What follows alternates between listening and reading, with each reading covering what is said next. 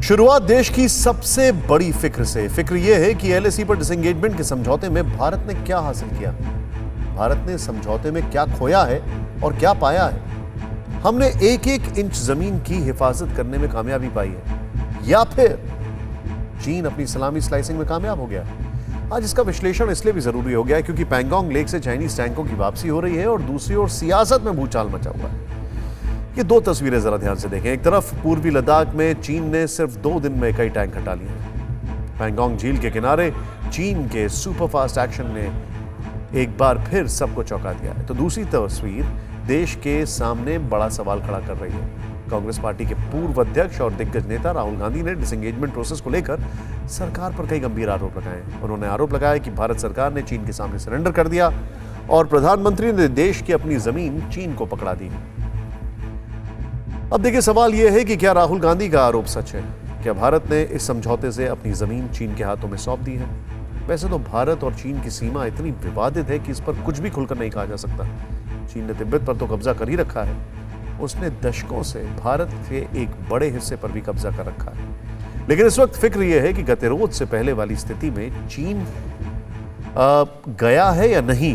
पहले आपको डिसएंगेजमेंट के बारे में कुछ बातें जाननी चाहिए। डिसएंगेजमेंट प्रक्रिया शुरू होने के 48 घंटे के अंदर चीन की सेना ने कई टैंक हटा लिए हैं। एक जगह यह आंकड़ा 200 बताया जा रहा है, लेकिन कुछ कह रहे हैं कि शायद 200 एग्जैजरेटेड है और यह रफ्तार आने वाले दिनों में और तेज हो सकती है क्योंकि चीन ने अपने सैनिकों को उत्तरी तट से श्रीजाब सेक्टर यानी फिंगर 8 तक ले जाने के लिए तैयारी कर ली है। पीएलए के पैंगोंग त्सो के किनारे 100 के करीब भारी वाहनों को तैनात किया है। रक्षा सूत्रों के मुताबिक समझौते के बाद बुधवार सुबह 9 बजे से ही पैंगोंग झील पर वापसी की कार्रवाई शुरू हुई थी। यकीनन चीनी सेना के इतने कम समय में वापस हटने से भारतीय सेना और रक्षा रणनीतिकार चकित हैं और इसे भारत की बहुत बड़ी उपलब्धि मान रहे हैं। यह सब तभी हासिल किया जा सका जब पूर्वी लद्दाख में अडिग रहा भारत। लेकिन राहुल गांधी इस पूरी प्रक्रिया और समझौते पर सवाल उठा रहे हैं। चीन की जनमुक्ति सेना यानी पीएलए को वतन वापसी का आदेश क्या मिला? पीएलए फुल स्पीड से वापस लौटने लगी है और स्पीड भी इतनी तेज़ है कि इसने हर किसी को चौंका दिया है। दरअसल डिसएंगेजमेंट का ये पहला चरण है जो वास्तविक नियंत्रण रेखा पर अमल में आने लगा है। लेकिन इसके साथ ही भारत और चीन के बीच डिसएंगेजमेंट की शर्तों पर सवाल भी उठने लगे हैं। सवाल ये कि इसमें किसका घाटा है? कांग्रेस के महासचिव और गांधी परिवार के वारिस राहुल गांधी ने शुक्रवार को प्रेस कॉन्फ्रेंस में कई गंभीर सवाल उठाए। केंद्र में प्रधानमंत्री नरेंद्र मोदी के नेतृत्व में चल रही सरकार पर देश हित से समझौता करने का आरोप लगाया और आरोप लगाते लगाते भाषा की मर्यादा भी लांघ गए। हिंदुस्तान की जमीन, पवित्र जमीन, नरेंद्र मोदी ने चाइना को पकड़ाई है। यह सच्चाई है। चाइना के सामने नरेंद्र मोदी ने अपना सिर झुका दिया, मत्था टेक दिया।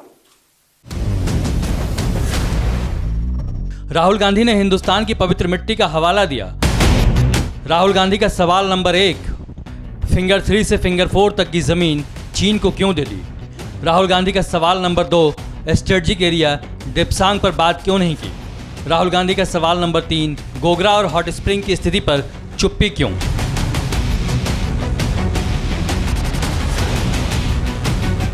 राहुल गांधी ने बेहद गंभीर सवाल उठाए और केंद्र सरकार से साफ साफ पूछा कि जब भारत की सीमा फिंगर 4 तक जाती है तो सरकार ने हमारी सेना को फिंगर 4 से पीछे फिंगर 3 तक लाने की शर्त क्यों मानी?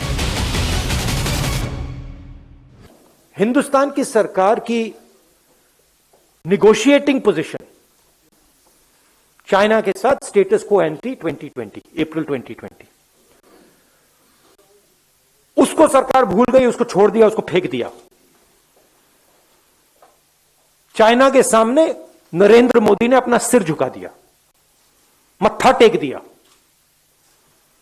हमारी जमीन फिंगर 4 तक है। नरेंद्र मोदी ने फिंगर 3 से फिंगर 4 की जमीन, जो हिंदुस्तान की पवित्र जमीन है, वो चाइना को पकड़ा दी है। यह पहली बात है। अब सवाल है कि क्या वाकई सरकार ने चीन से इंच इंच जमीन का हिसाब करने का जो वादा किया था वो गलत है? क्या 9 महीने से सीमा पर जारी गतिरोध से सरकार टूट गई है और इस वजह से सरकार ने न मानी जाने लायक शर्तों पर भी पीछे हटना कबूल कर लिया। इस पर कुछ ही देर बाद बिना राहुल गांधी का नाम लिए भारत के रक्षा मंत्रालय का एक बयान सामने आया और रक्षा मंत्रालय ने साफ किया कि अगर एलएसी की बात करें तो भारत का इलाका पैंगोंग झील के फिंगर 4 तक नहीं बल्कि फिंगर 8 तक जाता है। इसलिए ये कहना कि भारत फिंगर 4 से पीछे हटा है, ये गलत है। मैं समझता हूँ ये एक बहुत पॉजिटिव कदम है। ये कहना कि ज़मीन चीन को दे दी है, ये मैं समझता हूँ गलत बात है, क्योंकि अभी चीन को फिंगर 8 तक वापस जाने की, फिंगर 8 के पीछे जाना इस समझौते के मुताबिक है। इसका मतलब है कि स्थिति जो है पहले से बहुत बेहतर है। रक्षा मंत्रालय ने पीछे हटने के आरोपों का जवाब देने के लिए भारत और चीन के बीच 1962 में हुए युद्ध की याद दिलाई है और बताया है कि भारत का क्षेत्र मानचित्र में पूरी तरह दर्शाया गया है, जिसमें 43,000 वर्ग किलोमीटर का वो इलाका भी शामिल है जिस पर 1962 से चीन का अवैध कब्जा है।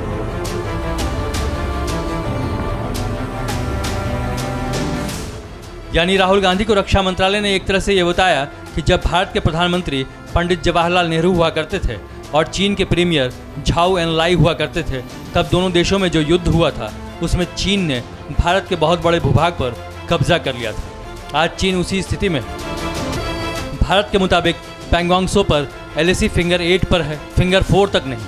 इसी वजह से भारत लगातार फिंगर 8 तक पेट्रोलिंग करने का अधिकार जताता रहा है, लेकिन चीन के साथ बातचीत में भी यही दोहराया गया है। पैंगोंग झील के उत्तरी किनारे पर दोनों पक्षों की परमानेंट पोस्ट काफ़ी पुरानी है। भारत की तरफ यह धन सिंह थापा पोस्ट है जो फिंगर 3 के पास है।